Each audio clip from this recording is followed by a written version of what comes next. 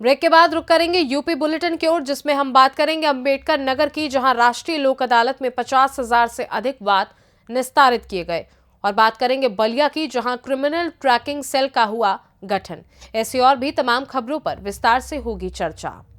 आगरा में 2024 की body building प्रतियोगिता में आगरा की नंदिनी ने आगरा का नाम रोशन किया है। नंदिनी ने अपने ननिहाल खांडा में बचपन बिताया है। नंदिनी पहले यूपी लेवल टॉप कर चुकी हैं और 2024 में आगरा टॉप किया है। सपा नेता दिनेश यादव ने गांव खांडा पहुंचकर नंदिनी का सम्मान समारोह किया है, जिससे नंदिनी को आगे की तैयारी के लिए उत्साहवर्धन बढ़े। सपा नेता दिनेश यादव ने बताया कि नंदिनी गांव की भांजी, उसने body building miss Agra top किया है, बड़े गौरव की बात है। नंदिनी ऐसे ही प्रयास करे और इंडिया लेवल पर टॉप कर देश का नाम रोशन करे। सपा नेता दिनेश यादव ने लगभग अभी तक 4 दर्जन से ज्यादा बेटियों को उपहार देकर सम्मानित किया है और बताया है कि ऐसे ही सम्मान का प्रयास चलता रहेगा। आइए जानते हैं कि नंदिनी ने बेटियों के लिए क्या कुछ कहा है। नेताजी एक बिटिया का स्वागत किया, क्या है पूरा मामला? ये गांव खांडा है, ये मेरा गांव है। ये जो बेटी है नंदिनी, ये मेरे गांव की भांजी है। तो ये बेटी अभी जो एक प्रतियोगिता हुई है 2024 की आगरा में, मिस आगरा बॉडी बिल्डर्स वाली जो प्रतियोगिता है जी। उसमें ये आगरा की चैंपियन बनी है, जिन्हें मिस आगरा के नाम से जो खिताब है वो दिया गया है। आज चूँकि ये अपनी ननिहाल में आई हैं, तो हमारी ये जिम्मेदारी है कि हम इस बेटी का उत्साहवर्धन करने के लिए आज हमने इसका स्वागत किया है, इसका सम्मान किया है और इसको मिठाई खिलाई है और आगे के लिए हमने अपना आशीर्वाद दिया है, शुभकामनाएं दी हैं कि ये बेटी उत्तर प्रदेश में तो पहले जीत चुकी है जी। आगे हम चाहते हैं कि ये बेटी हमारा देश का नाम करे और विश्व पटल पर छाए। आपने अभी कहा था कि अगर ये इंडिया लेवल पर खेलेंगी तो हम अच्छी तरह सम्मानित करेंगे। हाँ, अगर ये इनका इंडिया लेवल पर इनका अगर सिलेक्शन होता है तो मैं स्कूटी दूंगा और हो सकता है कि स्कूटी के अलावा और भी मुझे लगेगा कि स्कूटी से भी बड़ा कोई सम्मान हो सकता है, तो मैं सम्मानित इस बेटी को जरूर करूँगा। क्या नाम आपका? नंदिनी चौहान।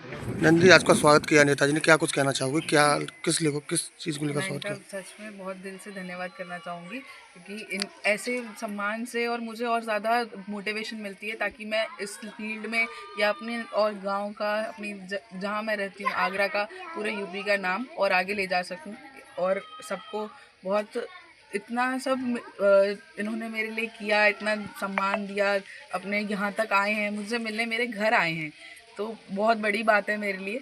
इतना प्यार मिलना सबका, इतना सम्मान मिलना सबसे, और ये सब के लिए सच में धन्यवाद। उन्होंने जैसा कि कहा कि मैं और आगे तरक्की करूं, मेरा यही रहेगा कि मैं और ज़्यादा इनका नाम ऊपर तक ले जा सकूं, सबके सामने पता चले कि यहाँ से मैं हूँ, यहाँ से मैंने शुरुआत की है, मेरा ननिहाल है ये, मेरी नानी, मेरी मम्मी। आप यहीं रहते हो?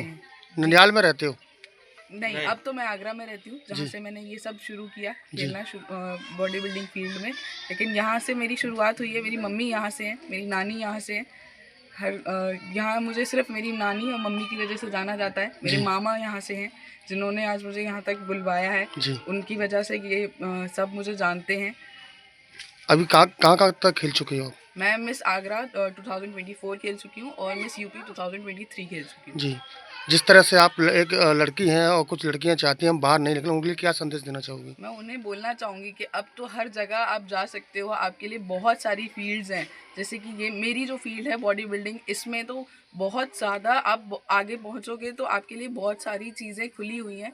आप नेशनल लेवल पे जाते हो तो बहुत सारी चीज़ें, नॉर्मल भी अगर आप जाते हो, आपके खुद के लिए बहुत बड़ी बात है कि अगर आप ये सब करते हो, आप खुद को सबसे पहले फिट रखते हो। स्पेशली बॉडी बिल्डिंग का मेन जो रीज़न होता है खुद को फिट रखना, क्योंकि फीमेल्स में सबसे ज़्यादा हेल्थ इश्यूज़ रहते हैं।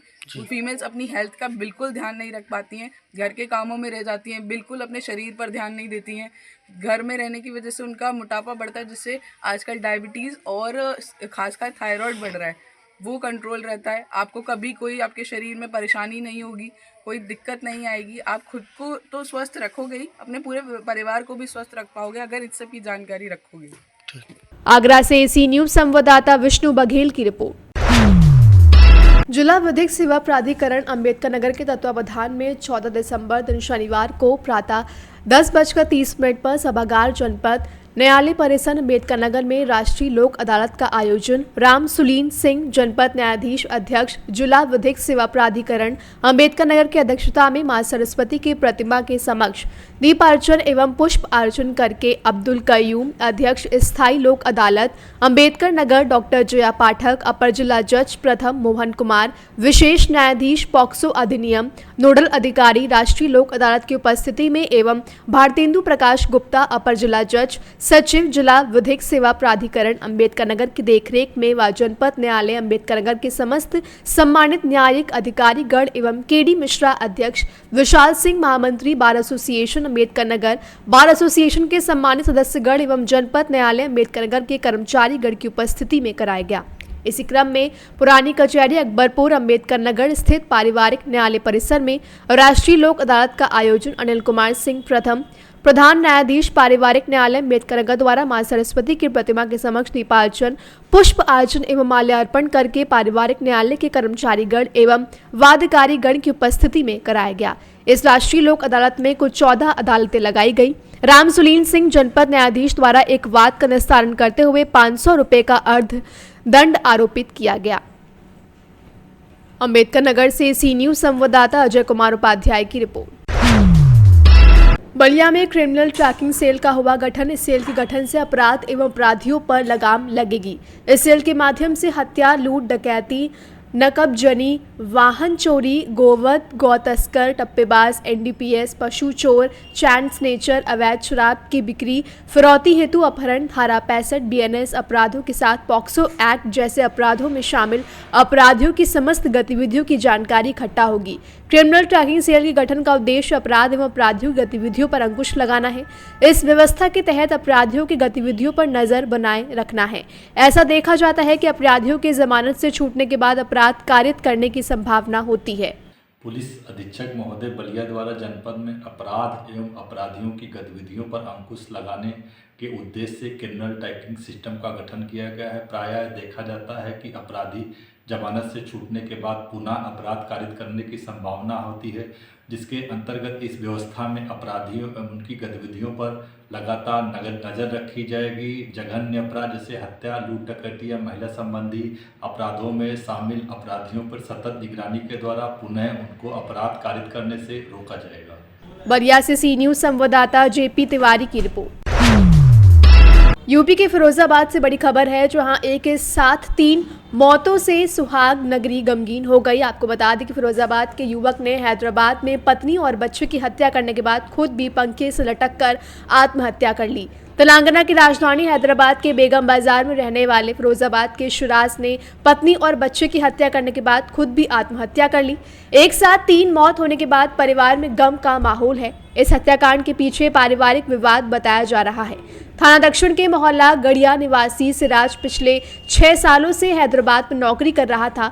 सिराज के शव के पास से एक सुसाइड नोट मिला है, जिसमें उसने अपनी पत्नी के चरित्र पर शक जताया है, जिसके चलते उसने हत्या की बात स्वीकारी है और इस सब के लिए अपने माता पिता से माफी भी मांगी है। खबर की सूचना पर परिजन हैदराबाद से शवों को लेकर घर आए। यहाँ पर लोगों की भारी भीड़ परिवार को सांत्वना देने के लिए उमड़ पड़ी है।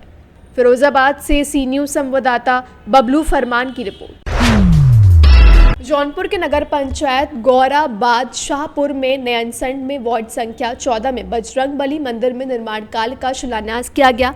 इस मौके पर नगर पंचायत अध्यक्ष एवं नगर पंचायत के अधिशासी अधिकारी ने संयुक्त रूप से लाकर शिलान्यास किया और कहा कि भारत में देश में भारतीय जनता पार्टी की सरकार है और सरकार के मानस अनुकूल जितने भी तीर्थ स्थल हैं वहां मंदिर का निर्माण एवं पुनः निर्माण कराया जा रहा है। आए हुए समस्त अतिथियों को आभार वागीश कुमार राय ने व्यक्त किया। जौनपुर से सी न्यूज संवाददाता विपिन तिवारी की रिपोर्ट। फिलहाल के लिए उत्तर प्रदेश बुलेटिन में बस इतना ही। देश दुनिया की बाकी खबरों को जानने के लिए आप देखते रहिए सी न्यूज भारत।